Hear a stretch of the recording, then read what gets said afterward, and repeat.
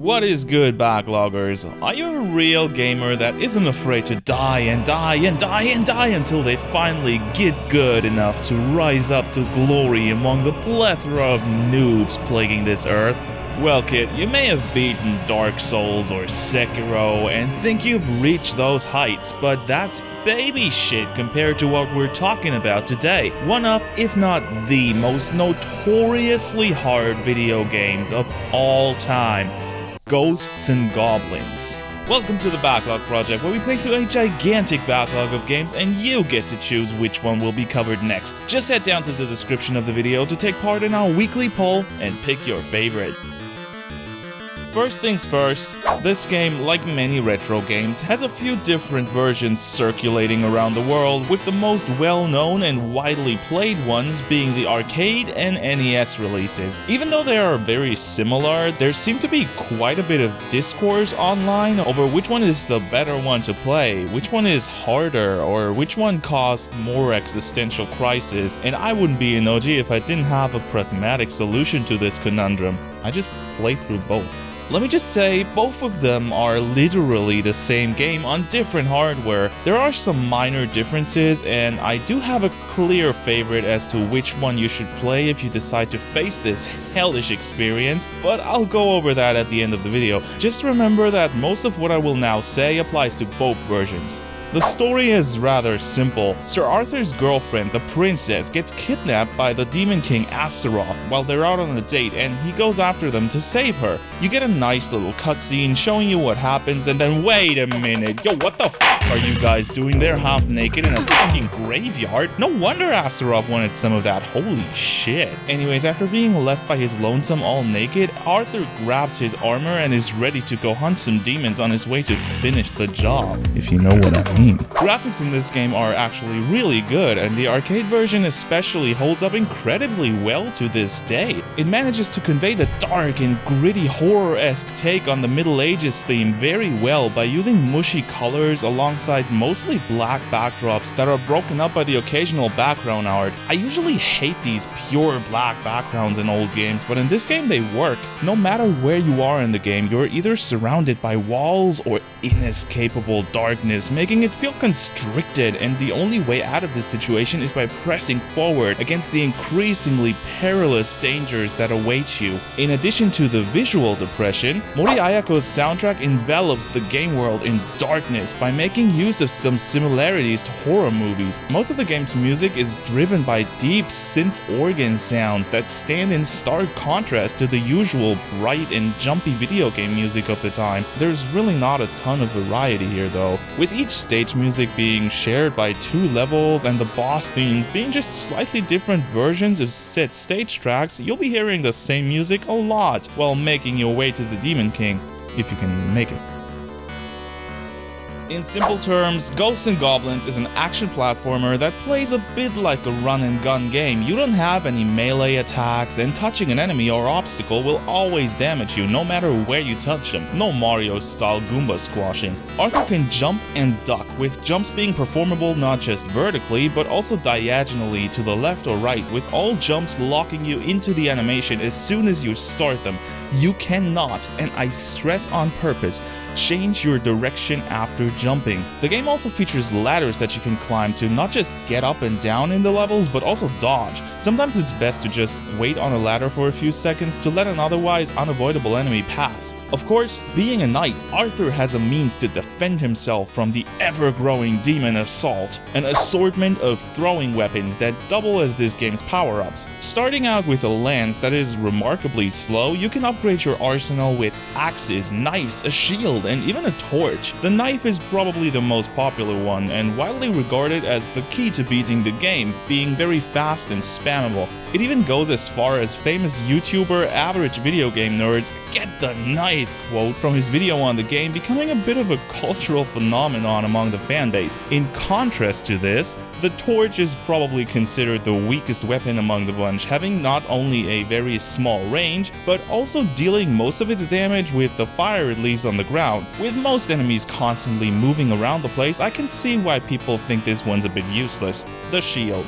A shield is not made for attacking. Why the f does it exist? Don't even bother picking this one up. I won't explain how it works, but just believe me when I say it's not worth your time. The axe is a bit of a weird one to talk about because I never found one. In all of my 4 playthroughs of the game, more on that later, not once have I even seen the thing, so I just do not know how it works or if it even really exists. According to the wiki, the axe works much like in Castlevania, where it is thrown in a 45-degree angle to strike enemies from above or hit flying enemies. I can see it being useful for some of the annoying flyers in the game, but well, the levels themselves are rather intricate for a game from 1985. Multiple layers of vertical platforms you can traverse by jumping or using letters, environmental hazards like drop-offs, moving platforms or fire, and tons of enemies with different movement patterns lie in wait to make you regret ever booting the game up or spur you on to get further in your next try.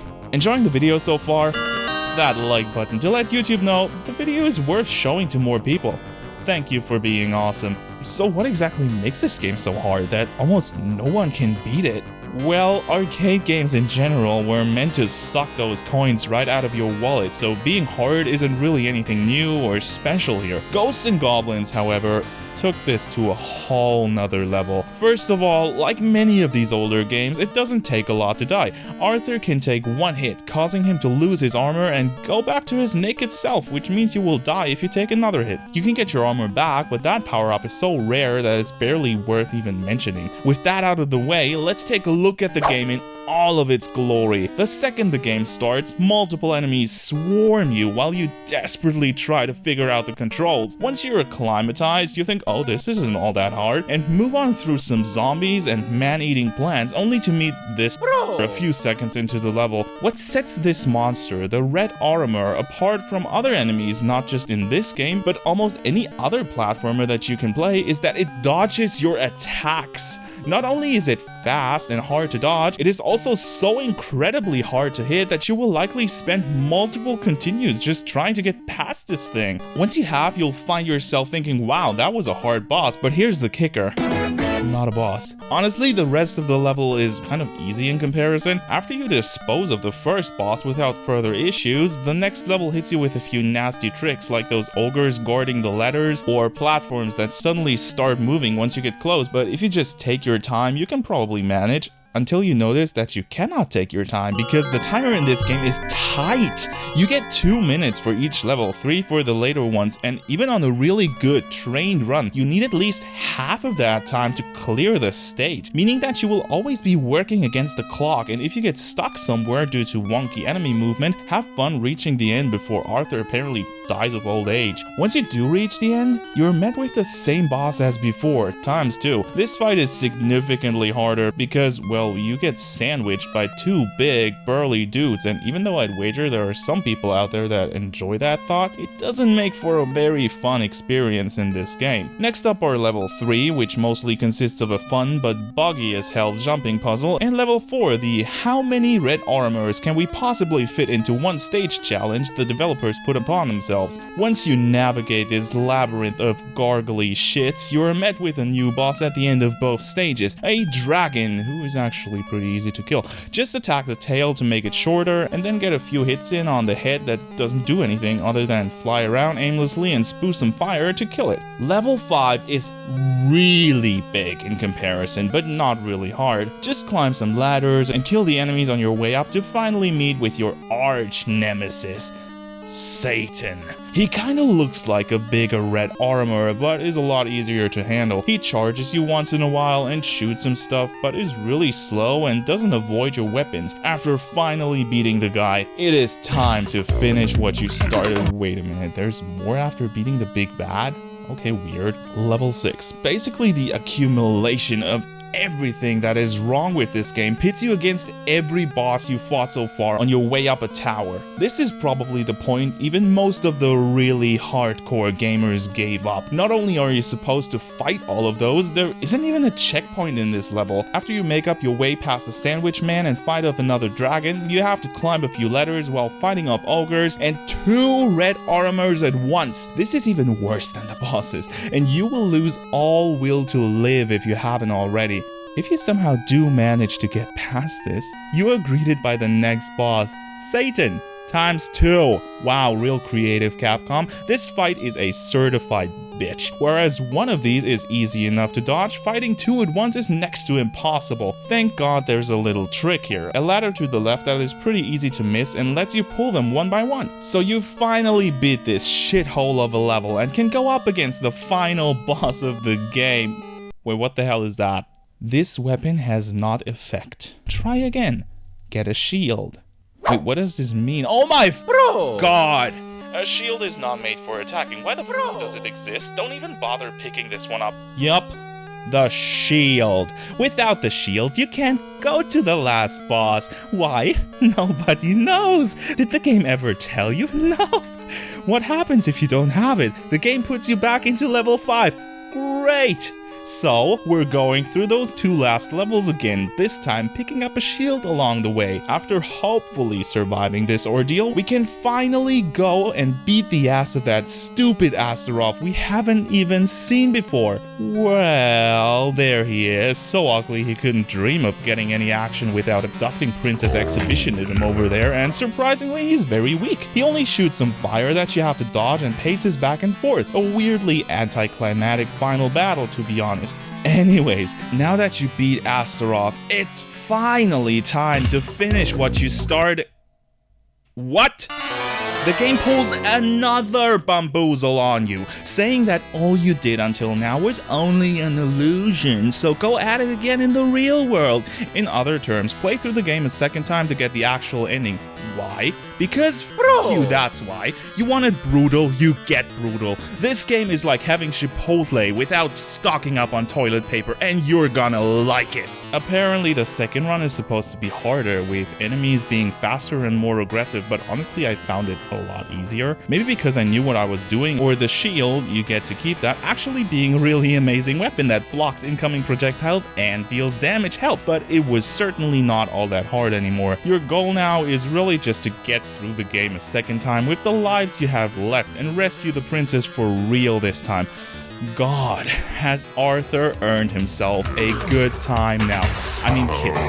He earned a kiss, of course. Can't have this video be some sort of messiah for indecency now, can we? Now, some short info on the NES game. Apart from, well, being an NES game and thus not really aging all that well, it also suffers from a good chunk of slowdowns and artifacting, making the game easier to play due to simply having more time to react to stuff, but also kind of frustrating and honestly annoying, because it's just not how the game was meant to be played. The soundtrack is also a lot less pleasant to listen to. It's still the same composition, just, well, NES, you know. The game itself is mostly the same, with only a few enemy and item spawns being different. No changes were made to the levels themselves, their order, and even the shitty shield and play again bamboozles are still in there.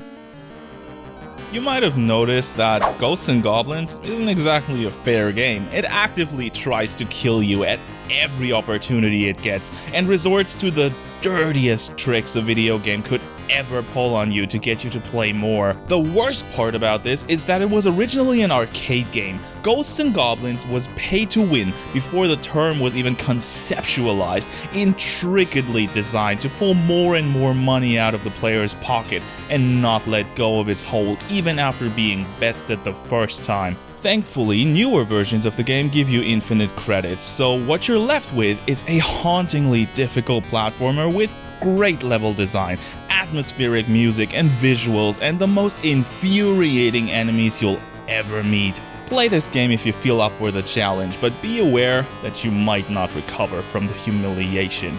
After completing two very similar versions of Ghosts and Goblins, we had 4 hours and 16 minutes of total playtime, both games completed twice. 13 extra lives earned, 9 deaths to red armors, 0 axes found, and I still don't know how that happened. Hope you enjoyed the video. Thank you very much for watching, and remember to always keep that backlog rolling.